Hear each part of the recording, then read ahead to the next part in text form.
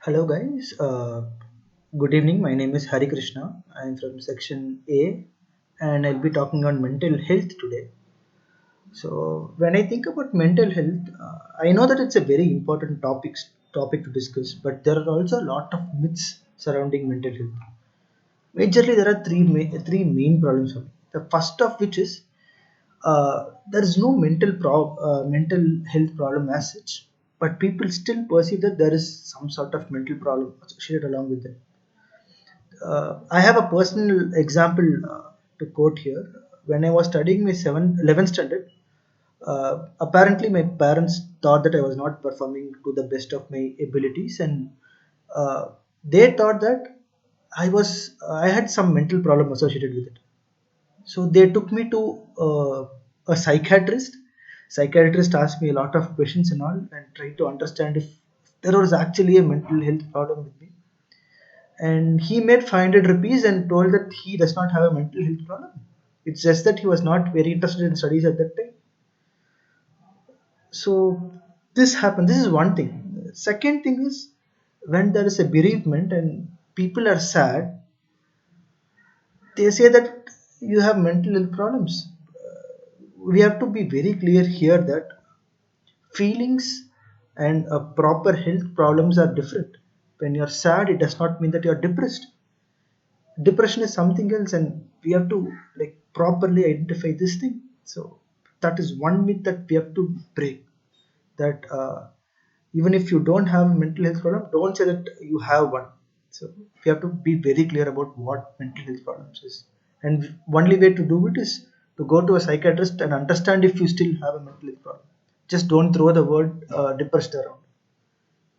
The second thing is you have mental health problems and you think and you are not okay to talk about it.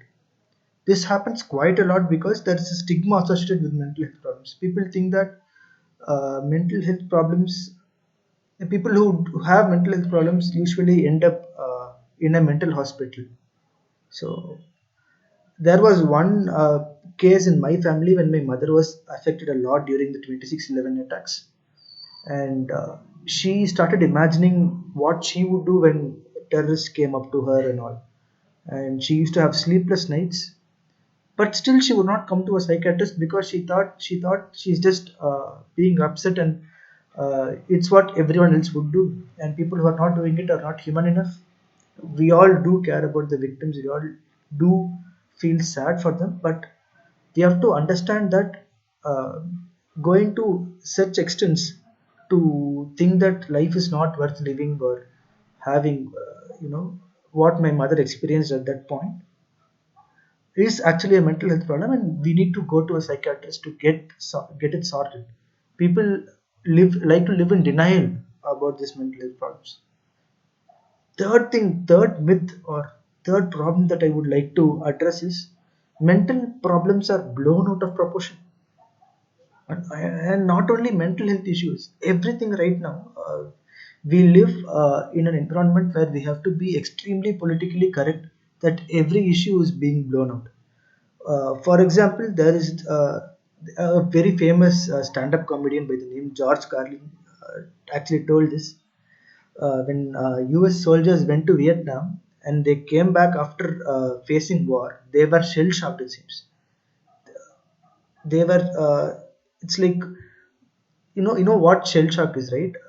And after some time, what happens is this word shell shock itself became battle fatigue. We started playing around these words. Shell shock actually gave an indication of what it is. It was very clear. Battle fatigue made it somewhat diluted. And then we came up across this stress disorder. And then we came across post traumatic stress disorder. And now no one even knows what it means.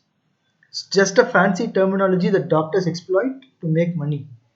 And what I feel here is mental health issues are there, and we need to go and see a psychiatrist, but you cannot blow a mental health problem out of proportion. It is easily curable. It is also something that can be cured with medicine or tablets or something.